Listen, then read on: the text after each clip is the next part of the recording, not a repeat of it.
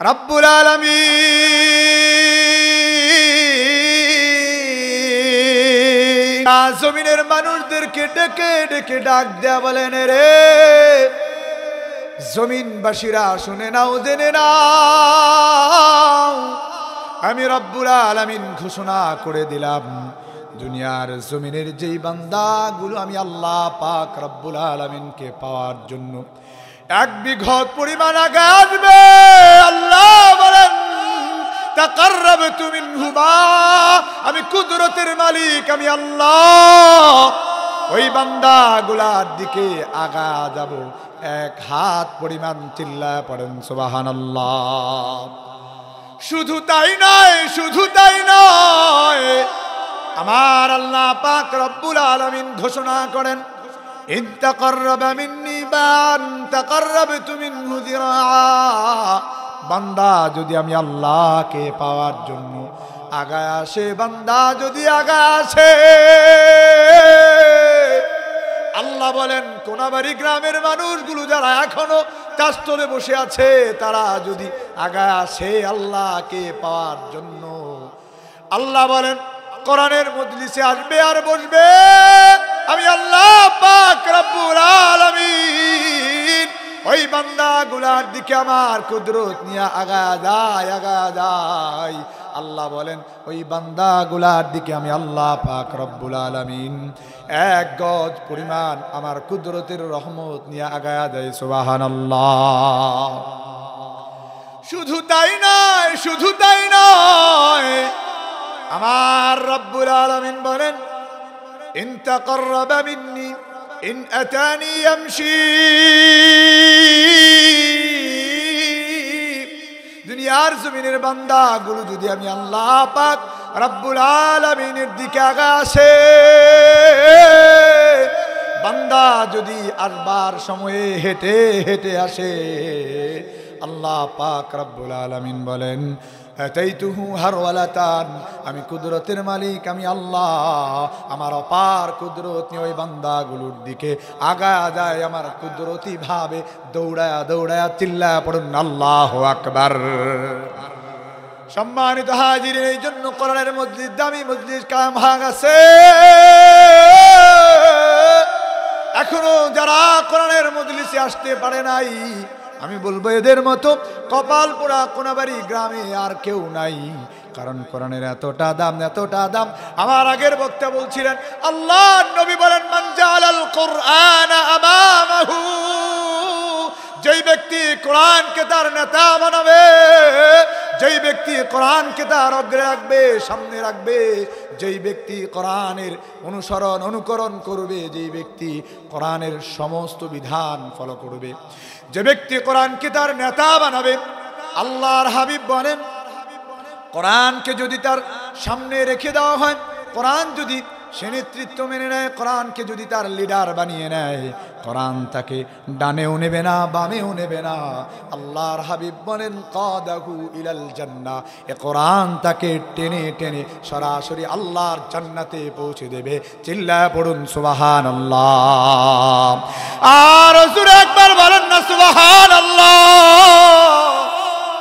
আল্লাহর হাবিব বলেন, কোরআনকে যে নেতা বানাবে, কোরআন তাকে টেনে টেনে জান্নাত পর্যন্ত নিয়ে যাবে। এই জন্য কোরআনের মজলিসে আসবার বসবার দরকার আছে না নাই? সম্মানিত হাজিরিন, যারা এসেছেন বসেছেন, আল্লাহ পাক রব্বুল আলামিন এই মজলিসের যারা আয়োজক, এই মজলিসে যারা এসেছেন বসেছেন, যারা এখনো পর্যন্ত আসতে পারেন নাই, আল্লাহ পাক রব্বুল আলামিন সকল শ্রেণীকে কবুল করে নেন। জোরে বলেন আল্লাহুম্মা আমিন। সম্মানিত হাজিরিন, আলোচনার শুরুর অংশে আমি আপনাদের সামনে আল্লাহর হাবিবের বিশেষ একটি দরুদ শিক্ষা দিতে চাই। মুসনাদে আহমদের বর্ণনা এসেছে, মিশকাতুল মাসাবিহের 936 নম্বর হাদিসের বর্ণনায় হযরত রুয়াইফি আল আনসারী রাদিয়াল্লাহু তাআলা আন তিনি বর্ণনা করেন, قال رسول الله صلى الله عليه وسلم, হযরত রুয়াইফি আল আনসারী রাদিয়াল্লাহু তাআলা আন আল্লাহর নবীর জলিলুল কদর সাহাবী বর্ণনা করেন, قال رسول الله صلى الله عليه وسلم, আল্লাহর হাবিব হাদিসের মধ্যে জানায়া দেন, ক্বালা রাসূলুল্লাহ সাল্লাল্লাহু আলাইহি ওয়াসাল্লাম, নবী আমার বলেন, দুনিয়ার মানুষেরা যারা দুনিয়ার জমিনে থেকে আমি আল্লাহর হাবিবের উপরে এই কালিমাগুলো পড়ে পড়ে দরুদ পাঠাবে, ক্বালা রাসূলুল্লাহ, মান ক্বালা আল্লাহুম্মা সাল্লি আলা মুহাম্মাদিন, যারা বলবে দুনিয়ার জমিনে থেকে যারা আল্লাহর হাবিবের উপরে দরুদ পাঠাতে গিয়ে এই কয়েকটা কালিমা পড়ে নেবে, আল্লাহর হাবিব বলেন দুনিয়ার জমিনে থেকে যারা বলবে আল্লাহুম্মা সাল্লি আলা মুহাম্মাদিন ওয়া আনজিলহুল মাকআদাল মুকাররাবা মিনকা ইয়াওমাল কিয়ামা, সরদারে কুল কায়নাত হাবিব আমার দারাদান, আল্লাহর হাবিব বলেন দুনিয়ার জমিনের যেই মানুষগুলো আল্লাহর হাবিবের উপরে এই কালিমা পড়ে পড়ে দরুদ পাঠাবে, আল্লাহর হাবিব বলেন ওয়াজাবাত লাহু শাফাআতি ইয়াউমাল কিয়ামা, কিয়ামতের ময়দানে আমার কুদরতের মালিক আমার আল্লাহ ওই বান্দাগুলোর জন্য আমি আল্লাহর হাবিবের শাফাআতকে ওয়াজিব করে দিবেন। চিল্লা পড়ুন আল্লাহু আকবার। আল্লাহর হাবিব বলেন এই কয়েকটা কালিমা, এত সহজ কিছু কালিমা, এই দরুদটা যে বিশেষ করে আল্লাহর হাবিবের শানে পড়বে, আল্লাহর হাবিবের উপরে এই কালিমাগুলো পড়ে পড়ে দরুদ পাঠাবে, নবী আমার বলেন কিয়ামতের ময়দানে আমার আল্লাহ ওই বান্দাগুলোর জন্য আমি আল্লাহর হাবিবের শাফাআতকে ওয়াজিব করে দিবেন। সুবহানাল্লাহ। সম্মানিত হাজিরিন, আল্লাহ পাক রব্বুল আলামিন আল্লাহর হাবিবের উপরে দরুদ পড়াকে এবং আল্লাহ পাক রব্বুল আলামিনের প্রশংসা বাক্য জবানে বলাকে, আল্লাহর চির পবিত্রতা বর্ণনা করাকে কতটা দামি বানিয়েছেন, কতটা দামি বানিয়েছেন। কিতাবের নাম আয-যাহরুল ফাইহু ফি যিকরি মান তানাজ্জাহা আনিয যুনুবি ওয়াল কাবাইহ। এই কিতাবের মধ্যে আল্লামা ইমাম মুহাম্মদ ইবনে মুহাম্মদ ইউসুফ আল জাযারি রাহিমাহুল্লাহু তাআলা এই কিতাবের 117 নম্বর পৃষ্ঠায় তিনি আল্লাহর পয়গম্বর সাইয়্যিদুনা ইউসুফ আলাইহিস সালাম ওনার জামানার একটি ঘটনা বর্ণনা করেছেন। তিনি বর্ণনা করেন আন্না সাইয়্যিদানা ইউসুফ আলাইহিস সালাম, আল্লাহর পয়গম্বর সাইয়্যিদুনা ইউসুফ আলাইহিস সালাম লাম্মা মালিকা মিসর, যখন তিনি মিশরের ধনভাণ্ডারের দায়িত্ব পেলেন, ওয়াসারাতিল খাজাইনু বিয়াদিহি, মিশরের পুরা রাজত্ব ভাণ্ডার যখন আল্লাহর পয়গম্বর সাইয়্যিদুনা ইউসুফ আলাইহিস সালামের হাতে এসে গেল, তিনি বর্ণনা করেন আতাহু রাজুলুন ফাকির, আল্লাহর পয়গম্বরের কাছে একজন দরিদ্র লোক আসলো।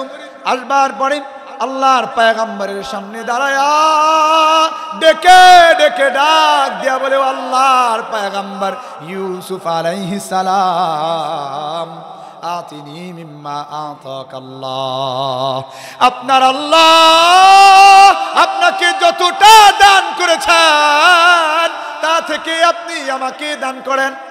আল্লাহর পয়গম্বর ইউসুফ আলাইহিস সালাম মিশরে দুর্ভিক্ষ চলে, তখন তিনি মানুষদেরকে খাবার বন্টন করছিলেন। প্রত্যেকজন মানুষকে 1 সা করে খাবার দেওয়া হচ্ছিল, যেটা কেজির হিসাবে 3 কেজি 275 গ্রামের কিছুটা কম। লোকটা এসে আরজি জানাবার পরে আল্লাহর পয়গম্বর ডেকে ডেকে বলেন, ও মিশরের খাজানচিখানার দায়িত্বে থাকা ম্যানেজার, আতিহি সাআম মিন বুররিন, তাকে 1 সা পরিমাণ গম দিয়ে দাও। লোকটাকে 1 সা পরিমাণ গম দিয়ে দেওয়া হলো। আল্লাহর পয়গম্বর সাইয়্যিদুনা ইউসুফ আলাইহিস সালাতু ওয়াস সালাম 1 সা গম দিয়ে দেওয়ার পরে লোকটা এবার আরো ডাক দিয়া বলে, ও আল্লাহর পয়গম্বর আতিনি মিম্মা আতাকাল্লাহ, আপনার আল্লাহ আপনাকে যতটা দান করেছেন তা থেকে আপনি আমাকে আবার দান করেন, আবার দান করেন। আল্লাহর পয়গম্বর এবারও ভাবলেন লোকটা হয়তো বড় অভাবী, বড় পরিবার আছে তার।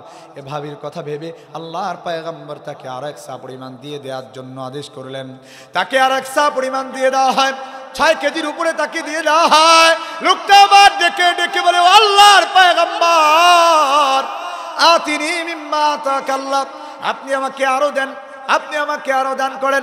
এবার আল্লাহর পয়গম্বর রাগত নয়নে রাগত স্বরে লোকটার দিকে তাকায়া উঁচু কণ্ঠ করে আল্লাহর পয়গম্বর বললেন, ইয়া আখি, হে ভাই, আমা তাআলাম মান্নাসু ফীহি মিনাল গালা,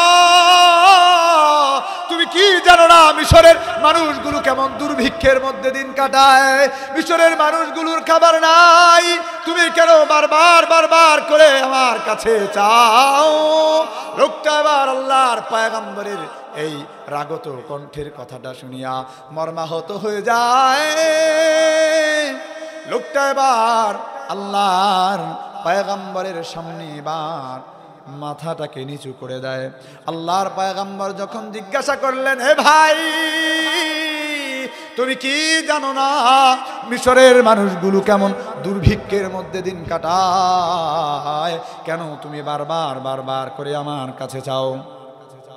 এবার আল্লাহর পয়গম্বর সাইয়্যিদুনা ইউসুফ আলাইহিস সালাম লোকটাকে যখন ডেকে ডেকে কথাগুলো বললেন, এবার লোকটা বলে, ও আল্লাহর পয়গম্বর, ইয়া নবী আল্লাহ, ও আল্লাহর নবী, লাউ আলিমতা মান আনা, লাউ আলিমতা মান আনা লারদাইতানি, আপনি যদি জানতেন আমি কে, তাহলে আপনি আমাকে এত দিতেন, এত দিতেন, আপনি আমাকে দিতে দিতে সন্তুষ্ট বানায়া দিতেন। সুবহানাল্লাহ। আল্লাহর পয়গম্বর ইউসুফ আলাইহিস সালাম বিশ্বের নজর নিয়া লোকটার দিকে বার তাকায়। আল্লাহর পয়গম্বর বিশ্বের নজরে তাকায়া লোকটাকে এবার বলে, হে ভাই, মান আন্ত, বলো তো তুমি কে? এমন কথা তুমি কেন বলছো? আমি যদি জানি তোমার পরিচয় তাহলে তোমাকে আমি আরো বাড়িয়ে দেব, কেন তুমি এমন কথা বলছো? এবার লোকটা আল্লাহর পয়গম্বরকে ডেকে ডেকে বলে, আল্লাহর পয়গম্বর, স্মরণ করুন ওই সময়ের কথা, যেই সময়টাতে আল্লাহ পাক রব্বুল আলামিন আপনাকে মিশরে নিয়ে আসলেন। মিশরের বাদশাহ, মিশরের আজিজ আপনাকে ক্রয় করে তার রাজপ্রাসাদে নিয়ে গেল, আপনাকে লালন পালন করতে লাগলো। একটা সময় এমন আসলো, মিশরের বাদশা পত্নী জুলাইখা আপনার প্রতি আকৃষ্ট হয়ে যায়। জুলাইখা যখন আপনার প্রতি আকৃষ্ট হয়ে যায়, জুলাইখা এবার স্বামীর কাছ থেকে বিশাল এক প্রাসাদ বানিয়ে 7 স্তরের দরজা লাগিয়ে দেয়। 7 স্তরের দরজার ভিতরে যখন আপনাকে নিয়ে গিয়েছিল তার হীন চরিতার্থ পুরা করবার জন্য। ও আল্লাহর পয়গম্বর, আপনি স্মরণ করেন ওই সময়ের কথা যখন আপনাকে নিয়ে মিশরের বাচ্চা পত্নী রাজপ্রাসাদের ভিতরে চলে যায়, 7 দরজা বন্ধ করে দেয়। দুনিয়ার জমিনের কারো সাধ্য নাই দরজাগুলো ভেদ করে উপাস থেকে বেরিয়ে আসবার। সেই দিন যখন বাদশা পত্নী জুলাইখার পত্নী যখন আপনার দিকে তার হীন চরিতার্থ পুরা করবার জন্য তার হাত প্রসারিত করে দিয়েছিল, সেই দিন আপনি আল্লাহ পাক রব্বুল আলামিনকে ডেকে ডেকে বলেছিলেন, ক্বালা মাআযাল্লাহ, হে আমার মালিক, আমার কোনো ক্ষমতা নাই, দুনিয়ার জমিনের দরজা বন্ধ হয়ে গেছে, আমার ক্ষমতা রয়েছে দৌড় দেবার, দরজা খুলে দেওয়ার, দরজা খুলে দেওয়ার ক্ষমতা আপনি মালিক আল্লাহর। চিল্লা বলেন আল্লাহু আকবার।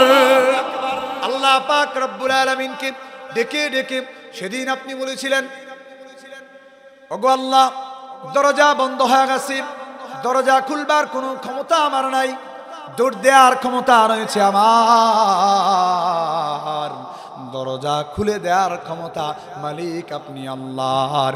এই বলে যখন আপনি পিছনের দিকে ফিরে দরজা বরাবর হয়ে আল্লাহর উপরে তাওয়াক্কুল করিয়া যেই না আপনি দূর দিয়েছিলেন, আল্লাহ পাক রব্বুল আলামিন কুদরতের খেলা দেখিয়েছেন। এক এক করিয়া আমার আল্লাহ সাত দরজা এক এক করে খুলে দিয়েছিলেন। চিল্লা বলেন আল্লাহু আকবার। আল্লাহ পাক রব্বুল আলামিন সাত দরজা যখন খুলে দিলেন, আপনি তখন সপ্তম দরজা পেরিয়ে আসবার পরে মিশরের বাদশার সামনে আপনি পড়ে গেলেন। মিশরের বাদশার সামনে পড়বার পরে পিছন থেকে জুলাইখা এসে মিশরের বাদশাকে ডেকে ডেকে বলে, ওগো বাদশা নামদার, আপনি কাকে দুধ কলা দিয়ে পুষছেন? আপনার ঘরে থাকা, আপনার ঘরের খাবার খাওয়ায় সন্তানটাই আপনার পত্নীর প্রতি তার হীনচরিতার্থের হাত বাড়িয়ে দিয়েছে। জুড়ে বলেন না নাউজুবিল্লাহ। আল্লাহর পয়গম্বরকে ডেকে ডেকে এই লোক বলে, ও আল্লাহর পয়গম্বর, ওই জায়গাটাতে আপনি আর আপনার আল্লাহ ব্যতীত দুনিয়ার কেউ জানতো না আপনার পবিত্রতার কথা। ধরে কিনা আল্লাহ ছাড়া আর আপনি পয়গম্বর ইউসুফ ছাড়া আর কেউ জানতো না। ওই সময়টাতে আল্লাহ পাক রব্বুল আলামিন আপনার পবিত্রতা বর্ণনা করাবার জন্য, আপনার পবিত্রতা বর্ণনা করাবার জন্য আল্লাহ পাক রব্বুল আলামিন যেই কুদরতের খেলা খেলিয়েছিলেন, আল্লাহ পাক রব্বুল আলামিন মিশরের বাদশার সামনে আপনি দাঁড়ানো জুলাইখা অভিযোগ করে দিয়েছে। আপনি আল্লাহ পাক রব্বুল আলামিনকে ডেকে ডেকে বলছিলেন, মালিক আমার, আপনার কাছে আশ্রয় চাইলাম, বিপদ থেকে উদ্ধার করার মালিক আপনি আল্লাহ। বলুন না বিপদ থেকে উদ্ধার করবার মালিক কে? আর হুজুর একবার বলেন না কে? আল্লাহ পাক রব্বুল আলামিনকে দুনিয়ার জমিনের মানুষগুলো বিপদে পড়ে ডাক দেয়। কুদরতের মালিক আরশে আজিমে থেকে বান্দার ডাক পাইয়া আল্লাহ পাক রব্বুল আলামিন কুদরতি দিলে খুশি হইয়া বান্দার সঙ্গী হইয়া দুনিয়ার জমিনে আল্লাহ পাক রব্বুল আলামিন ওই বান্দার সাহায্যকারী হইয়া যান। সুবহানাল্লাহ। সম্মানিত হাজিরিন, এ পর্যায়ে যখন মিশরের বাদশার সামনে আপনি দাঁড়ানো, আপনার পবিত্রতার ব্যাপারে দুনিয়ার জমিনের কেউ জানে না। ওই সময়টাতে আল্লাহ পাক রব্বুল আলামিন যেই কুদরতের খেলা খেললেন, আল্লাহ পাক রব্বুল আলামিন আপনার পবিত্রতা বর্ণনা করবার জন্য, আপনি যে নিষ্পাপ মাসুম এটা বর্ণনা করবার জন্য আল্লাহ পাক রব্বুল আলামিন সেই দিন মায়ের কোলে থাকা, দুলনায় থাকা দুধের বাচ্চা, কথা বলতে পারে না, দুধের বাচ্চা কথা বলতে পারে না, এমন মাসুম নিষ্পাপ শিশু বাচ্চা, মায়ের কোলে থাকা বাচ্চা দিয়া আল্লাহ পাক রব্বুল আলামিন আপনার পবিত্রতা বর্ণনা করিয়েছিলেন। বলুন আল্লাহু আকবার। সেই দিন যেই ছোট্ট বাচ্চাটা আপনার পবিত্রতা বর্ণনা করেছিল, আজকে আপনার সামনে দাঁড়ানো, আপনার সামনে দাঁড়ায় আপনার কাছে খাবার চায়, আজকের আপনার সামনে দাঁড়ানো এই যুবকটাই সেই দিনের আপনার পবিত্রতা বর্ণনাকারী ছোট্ট মাসুম দুধের শিশু বাচ্চা। চিল্লা পড়া যাবেন আল্লাহু আকবার। সম্মানিত হাজিরিন, আল্লাহর পয়গম্বর যখন জানতে পারলেন এই ছোট্ট বাচ্চাটাই, আজকের এই যুবকটাই ছিল সেদিনকার ছোট্ট মাসুম মায়ের কোলের দুধের বাচ্চা, আল্লাহর পয়গম্বর এবার মিশরের খাজানচিখানার দায়িত্বে থাকা ম্যানেজারকে ডেকে ডেকে বললেন, রে ম্যানেজার, এ লোককে 100 200 পরিমাণ দেওয়া যায় না, 10 কেজি দিয়ে তাকে বিদায় করা যায় না। তুমি তাকে মিশরের ধনভাণ্ডার থেকে আমার আদেশে মিআতা ইরদাবিন, তাকে 100 ইরদাব দিয়ে দাও, যার বাংলায় আমাদের মনের হিসাব করলে 105 মনের উপরে। চিল্লা পড়া যাবে না সুবহানাল্লাহ। শুধু তাই নয়, শুধু তাই নয়, আল্লাহর পয়গম্বর আরো বললেন, আতিহি মিআতা দিনার, তাকে আরো সঙ্গে 100 স্বর্ণ মুদ্রা দিয়ে দাও। সুবহানাল্লাহ, সুবহানাল্লাহ বলেন। এই পর্যায়ে আল্লাহর পয়গম্বর যখন তাকে এতটা দিলেন, লোকটা খুশি হয়ে গেল, সন্তুষ্ট চিত্তে আল্লাহর পয়গম্বরের দরবার থেকে বেরিয়ে যখন লোকটা চলে যায়, আর সে আজিম থেকে আমার আল্লাহ পাক রব্বুল আলামিন ডেকে ডেকে ডাক দিয়া বললেন, ওরে জিবরাইল যাও যাও, আমার পয়গম্বরের পবিত্রতা বর্ণনা করবার কারণে আমার পয়গম্বর আজকে এতটা দান করেছে, এতটা দান করেছে, যাও যাও আমার পয়গম্বরের কাছে ওহী নিয়ে যাও, যেই বান্দাগুলো দুনিয়ার জমিনে থেকে আমি আল্লাহ পাক রব্বুল আলামিনের পবিত্রতা বর্ণনা করে সকালের নামাজে দাঁড়ায়া আল্লাহর কুদরতি পায়ে সেজদায় লোটা পড়িয়া সুবহান রাব্বিয়াল আলা পড়ে, যেই বান্দা প্রকৃতি গিয়া সুবহান রাব্বিয়াল আযীম বলে, ওই বান্দাগুলাকে আমি আল্লাহ পাক রব্বুল আলামিন কতটা দান করব, এই প্রত্যাদেশ নিয়ে আমার পয়গম্বরের কাছে চলে যাও। জিবরিল আমিন আল্লাহর প্রত্যাদেশ পাইয়া আল্লাহ পাক রব্বুল আলামিনের প্রত্যাদেশ নিয়ে ওহী নিয়ে আল্লাহর পয়গম্বরের কাছে ছুটে এলেন। পয়গম্বর ইউসুফ আলাইহিস সালাতু ওয়াস সালামকে ডেকে ডেকে বললেন, ও আল্লাহর পয়গম্বর, ও আল্লাহর নবী, আল্লাহ পাক রব্বুল আলামিন প্রত্যাদেশ দিয়েছেন, ওহী পাঠিয়েছেন, আপনি আপনার পবিত্রতা বর্ণনা করবার কারণে দুনিয়ার জমিনের মানুষটাকে এত দিয়েছেন, এত দিয়েছেন। লোকটা সন্তুষ্ট দিল নিয়ে আপনার দরবার থেকে বেরিয়ে গেছে। এবার আল্লাহ পাক রব্বুল আলামিন আপনার এই কর্ম দেখিয়া আমি জিবরিল আমিনের মাধ্যমে আল্লাহ পাক রব্বুল আলামিন দুনিয়ার জমিনে আপনার কাছে প্রত্যাদেশ পাঠিয়েছেন। আল্লাহ বলেন, দুনিয়ার জমিনে যারা আল্লাহ পাক রব্বুল আলামিনের পবিত্রতা বর্ণনা করবে, নামাজে দাঁড়িয়ে যাবে, আল্লাহর পবিত্রতা ঘোষণা করে, আল্লাহর পয়গম্বর শুনেন, আল্লাহ বলেছেন ওই বান্দাগুলাকে আল্লাহ পাক রব্বুল আলামিন কতটা দান করবেন, কতটা দান করবেন, আপনি পয়গম্বর ইউসুফ আলাইহিস সালাম আপনার হিসাব দিয়ে আপনি মিলাতে পারবেন না। চিল্লায় পড়ুন না সুবহানাল্লাহ। ও আল্লাহর পয়গম্বর আল্লাহ পাক রব্বুল আলামিন আরো বলেছেন, শেষ জামানায় একজন নবী আসবেন, মানব কুলের মধ্যে শ্রেষ্ঠ মানব। এই নবীর উপরে যারা দরুদ পাঠ করবে, আল্লাহ পাক রব্বুল আলামিন বলেন এই নবীর উপরে দরুদ পড়াটাকে আল্লাহ পাক রব্বুল আলামিন এত দামি আমল বানিয়েছেন, এত দামি আমল বানিয়েছেন।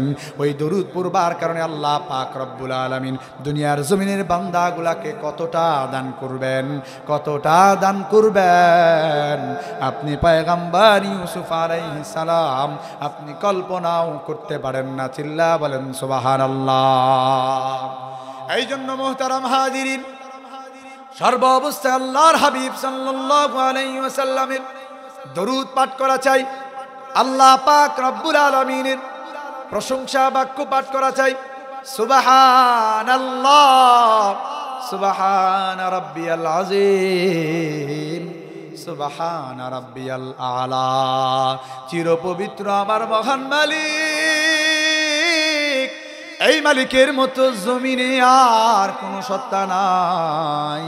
আমার মালিক এতটা চিরপবিত্র, গোটা জাহানের মধ্যে আমার মালিকের মতো এমন চিরপুত পবিত্র আর কোনো সত্তা নাই। চিল্লা বলেন সুবহানাল্লাহ। সম্মানিত হাজিরিন, আমি আপনাদের সামনে একটি হাদিস তিলাওয়াত করেছিলাম। এই হাদিসের উপরে কিছু আলোকপাত করতে চাচ্ছিলাম। আল্লাহর হাবিব সাল্লাল্লাহু আলাইহি ওয়াসাল্লাম ইরশাদ করেছেন, সুনানুত তিরমিজির বর্ণনা এসেছে, আল্লাহর হাবিব সাল্লাল্লাহু আলাইহি ওয়াসাল্লাম দুনিয়ার জমিনের নিকৃষ্ট বান্দাদের ব্যাপারে এখানে বলেছেন। আল্লাহর হাবিব সাল্লাল্লাহু আলাইহি ওয়াসাল্লাম দুনিয়ার জমিনে নিকৃষ্ট বান্দাদের ব্যাপারে আল্লাহর হাবিব এই হাদিসের মধ্যে বলেছেন, قال رسول الله صلى الله عليه وسلم, আল্লাহর হাবিব সাল্লাল্লাহু আলাইহি ওয়াসাল্লাম বলেন, নবী আমার হাদিসের মধ্যে জানালেন, আল্লাহর হাবিব বলেন, বিসাল আবদু আবদুন তাখায়্যালা ওয়াখতান, ওয়া নাসিয়াল কাবীরাল মুতাআল।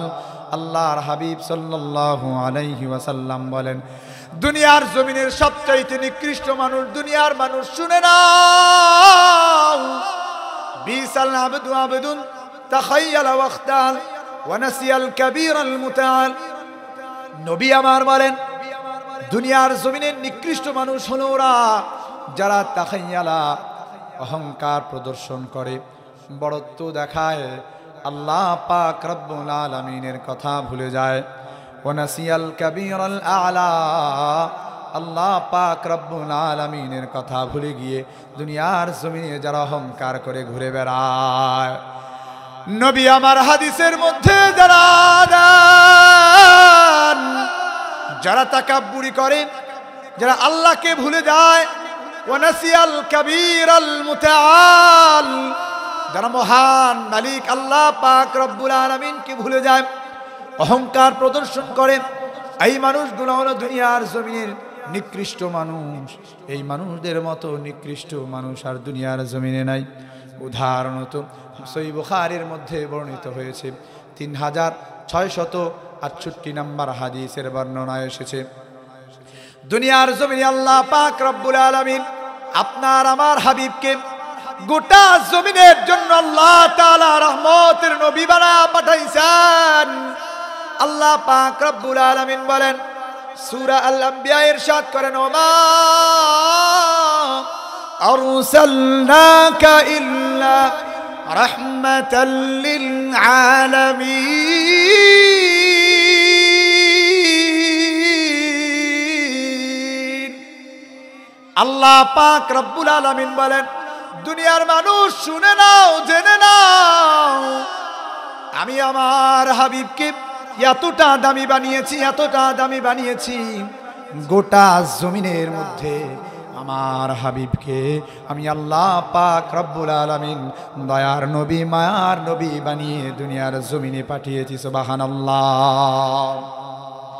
নবী আমার শুধু দুনিয়ার জন্য রহমত এমন নয়, নবী আমার আখিরাতের জন্য রহমত, নবী আমার জন্মের পরেও যেমন রহমত, নবী আমার নবুয়াত পাওয়ার পরেও যেমন রহমত, নবী আমার দুনিয়ার জমিনে আসবার আগে থেকেও রহমত। সুবহানাল্লাহ। এই নবীকে যখন আল্লাহ পাক রব্বুল আলামিন মক্কার জমিনে প্রেরণ করলেন, আল্লাহ পাক রব্বুল আলামিন 40 বছর বয়সে আল্লাহর হাবিবকে প্রত্যাদেশ দিলেন, ওহী পাঠানো শুরু করলেন, নবুয়াতি দান করলেন। নবী আমার নবুয়াত পাইয়া আল্লাহ পাক রব্বুল আলামিনের ইরশাদ অনুযায়ী যখন আল্লাহ বলে দিলেন, ওয়া আনদির আশিরাতাকাল আকরাবিন, নবী আমার আপনি আপনার নিকট আত্মীয়দের মধ্যে দাওয়াত দেওয়া শুরু করেন। আল্লাহর হাবিব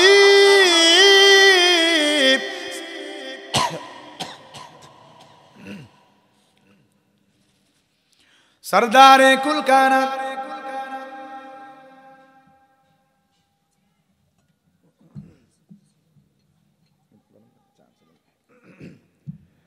সরদারে কুল কায়নাত হাবিব আমার যখন প্রত্যাদেশ পেলেন, আল্লাহ বললেন, ওয়া আনদির আশিরাতাকাল আকরাবিন, নবী আমার আপনি আপনার নিকট আত্মীয়দের জন্য রহমতের নবী হয়ে যখন প্রেরিত হয়েছেন, আপনি প্রথমত গোটা জমিনের মানুষদেরকে আহ্বান করবার আগে আপনি আপনার নিকট আত্মীয়দেরকে দাওয়াত দেওয়া শুরু করেন। আল্লাহর হাবিব আল্লাহ পাক রব্বুল আলামিনের ওহী পাইয়া নবী আমার জাবালে আবি কুবাইসের উপরে দাঁড়িয়ে গেলেন।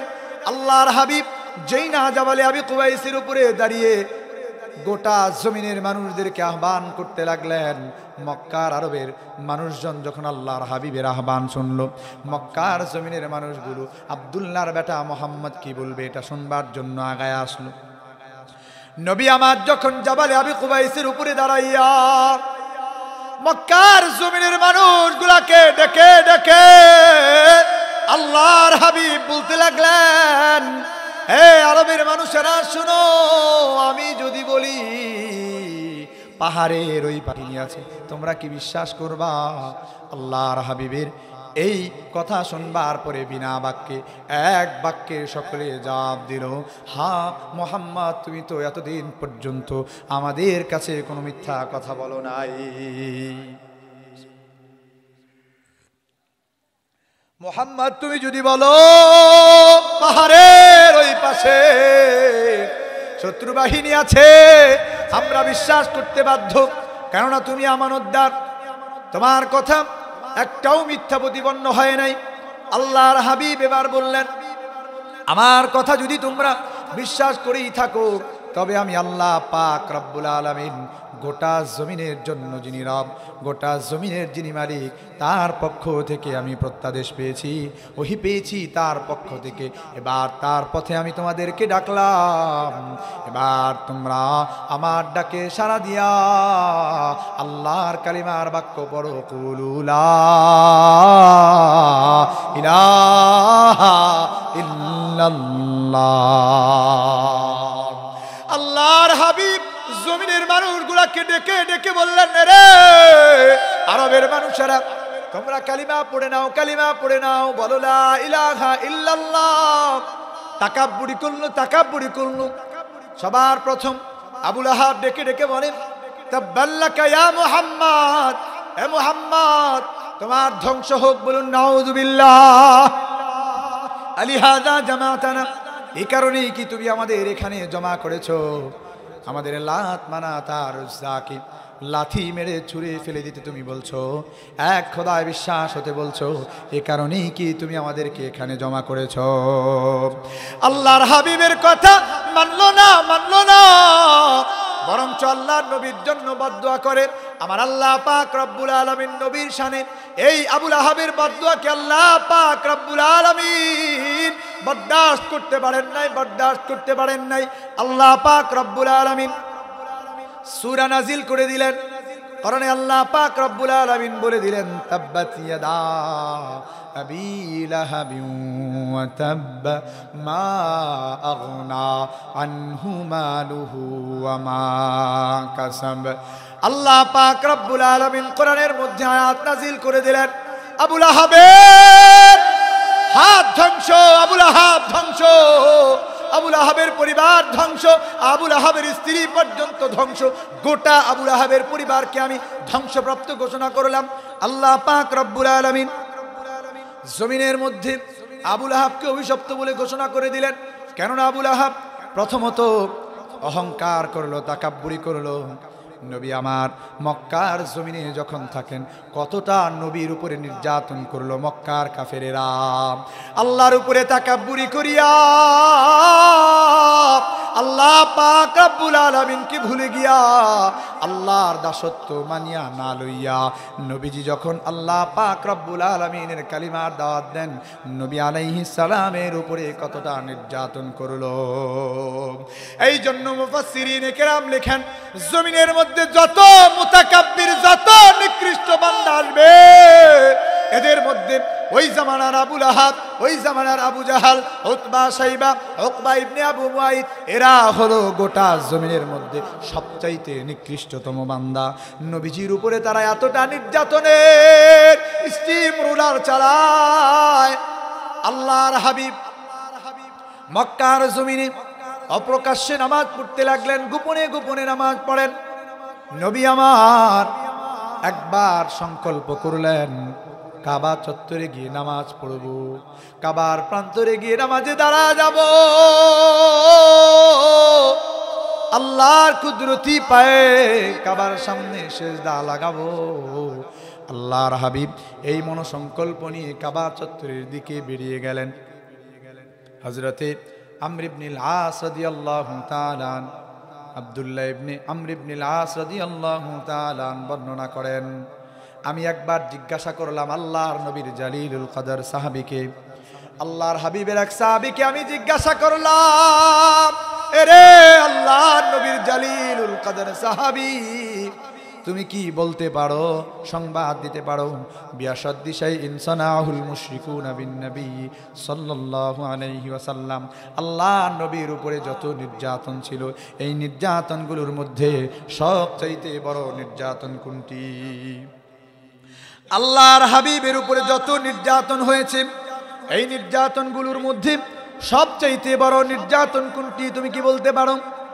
আল্লাহর হাবিবের নির্যাতনের ব্যাপারে যখন আমি জিজ্ঞাসা করলাম, হযরতে উরওয়া ইবনে জুবাইর রাদিয়াল্লাহু তাআলা আনহু বলেন, আমি আব্দুল্লাহ ইবনে আমর ইবনুল আসকে জিজ্ঞাসা করবার পরে তিনি বলেন, হ্যাঁ আমি বলতে পারি, মক্কার জমিনে আল্লাহর হাবিব একবার মনোকল্প করেছিলেন কাবা চত্বরে নামাজের জন্য দাঁড়ায়া যাবেন।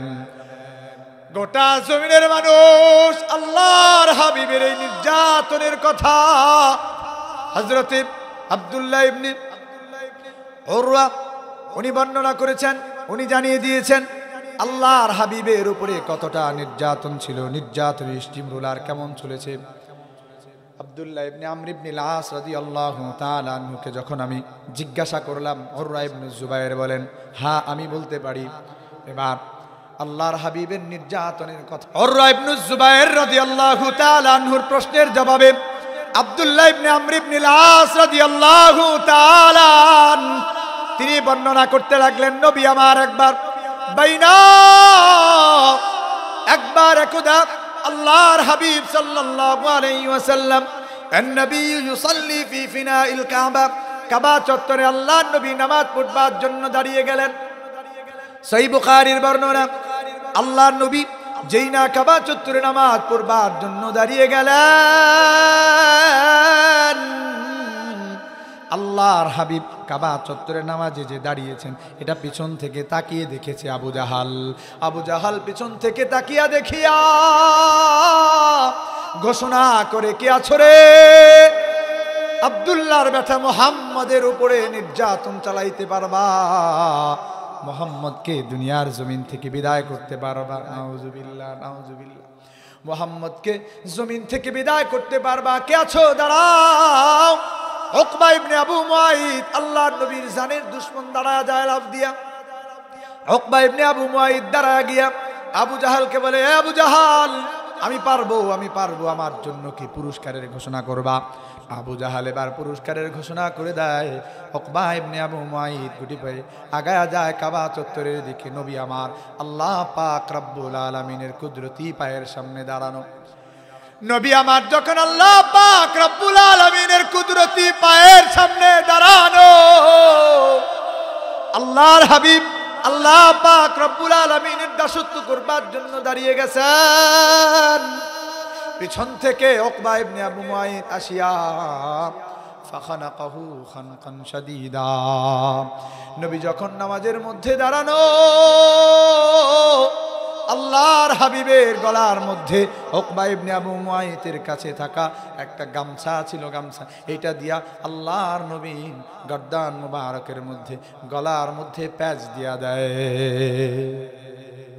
বর্ণনাকারী সাহাবী আব্দুল্লাহ ইবনে আমর ইবনুল আস রাদিয়াল্লাহু তাআলা তিনি বর্ণনা করেন, আল্লাহর নবীর গলার মধ্যে যখন কাপড় দিয়া প্যাচ দিয়েছে রে বাপ, তিনি বলেন ফাখানাকাহু খানকান শাদীদা, জোরে একটা টান দিছে নবীজির গলার মধ্যে।